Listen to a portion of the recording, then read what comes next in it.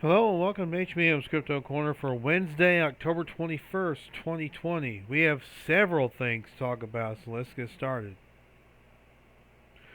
First of all, yesterday was the 53rd anniversary of the Patterson-Gimlin film. For those of you who may not know what the Patterson-Gimlin film is, look it up. But anyway, it looks like Bigfoot may have been seen at Sequoia National Park. In a tree, no less. What is that? Apparently it's had to be circled. Now, in my experience, if something has to be circled, it's not very good as far as the photograph is concerned. It's a blob squatch.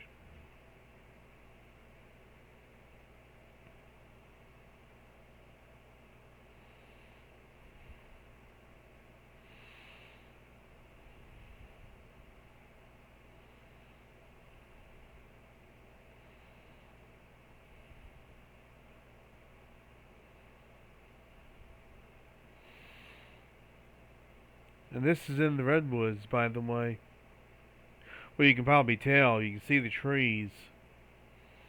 This was 50 feet up in a tree. Could a Bigfoot have climbed up there? I don't know.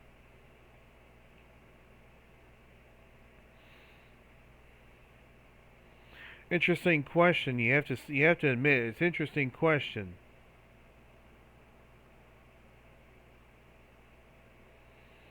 Or did it disappear and then reappear on that platform?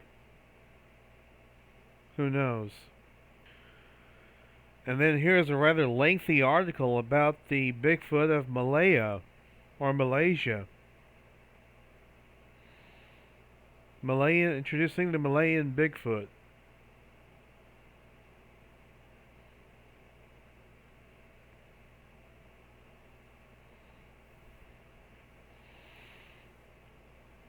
Abominable Snowman of Malaysia. It's a lengthy article, but it looks like it's worth reading.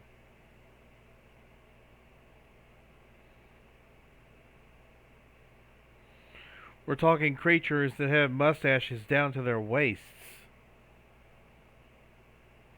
Interesting.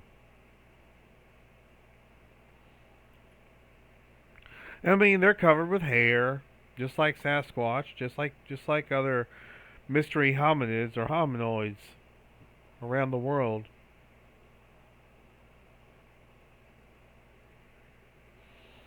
But Malaysia has had an interesting, you might say, problem with hairy hominoids for a long time.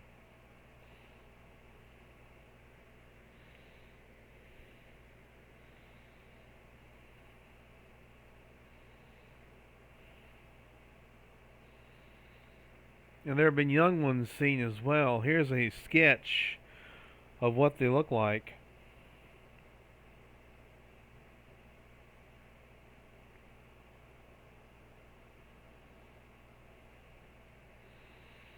So very interesting. And America's Loch Ness Monster is making the news. Champ. The Champ Challenge for budding monster hunters.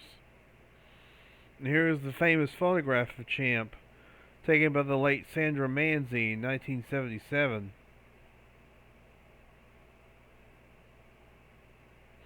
Tourist chiefs in the American Lake have set up a challenge to record sightings of a sea monster called Champ, who is known locally as Nessie's brother.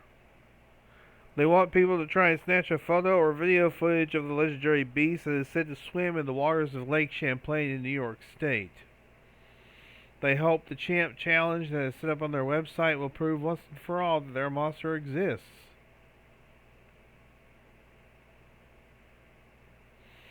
The news comes as the record revealed this week the most compelling evidence of the existence of the Loch Ness Monster.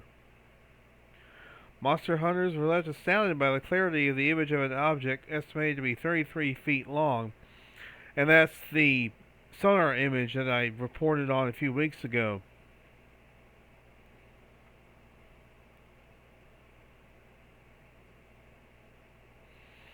If indeed that is Nessie. So now, America has been inspired. The hunt for Nessie's brother has been inspired by the recent Loch Ness Monster news. So this is a case of copycatting, but copycatting for a good cause. And lake monster reports continue to come in. Ogopogo has possibly been spotted recently. This is part of a I guess a video or a film of possibly Ogopogo.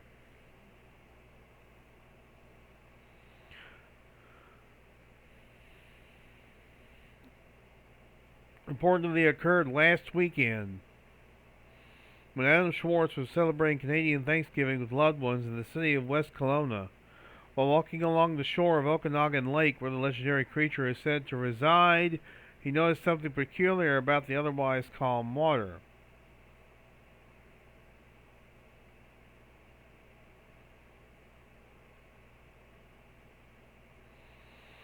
A seasoned Ogopogo researcher, however, has expressed skepticism about the report and noted it's a turbulent time in Okanagan Lake, that it could just be waves.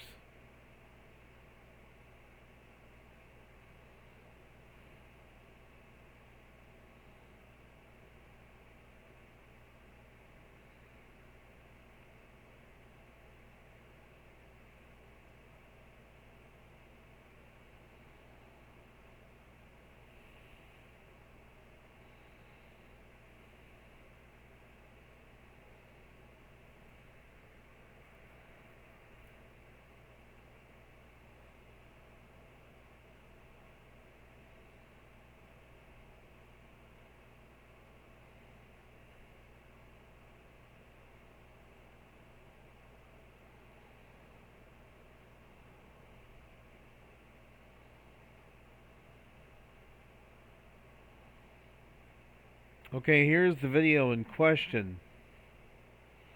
Is it just waves, or is this Ogopogo?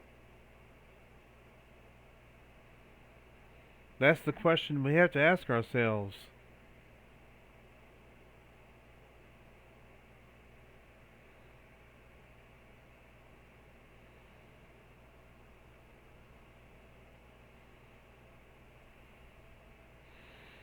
But it does make one wonder, doesn't it?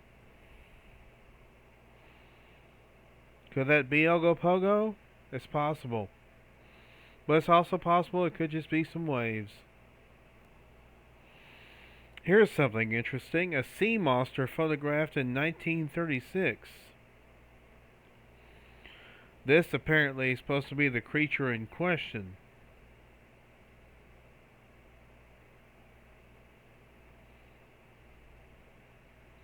December 13th, 1936.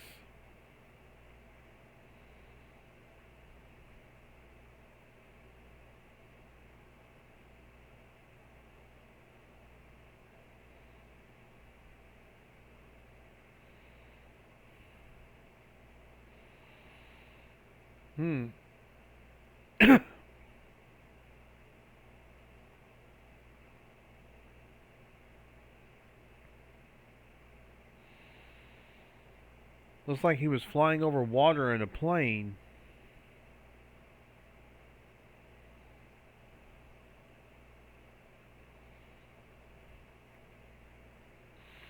This was apparently close to the island of Hormuz. Not quite sure where that is, but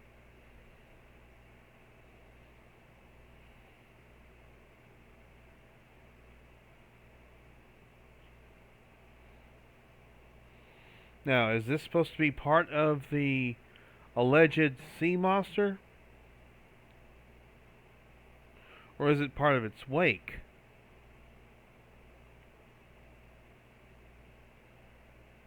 Interesting photograph.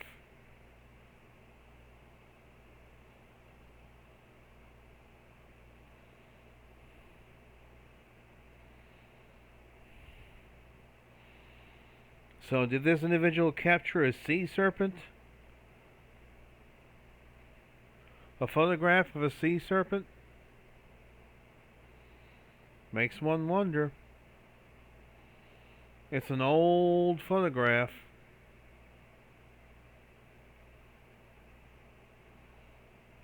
So who knows? Finally, yesterday marked the release of the newest Small Town Monsters documentary, The Mothman Legacy.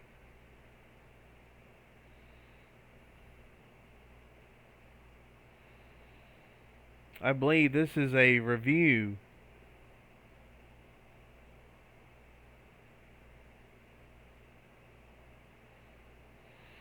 And the documentary is narrated by Lyle Blackburn, who has narrated several of the Small Town Monsters documentaries.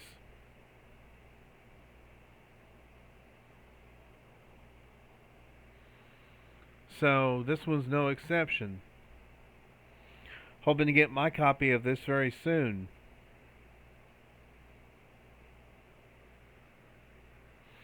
I know it's been sent out, so looking to get my copy at some point, maybe this week. And speaking of which, that's going to do it for this week. I want to thank you very much for tuning in. You guys are the heart of the show.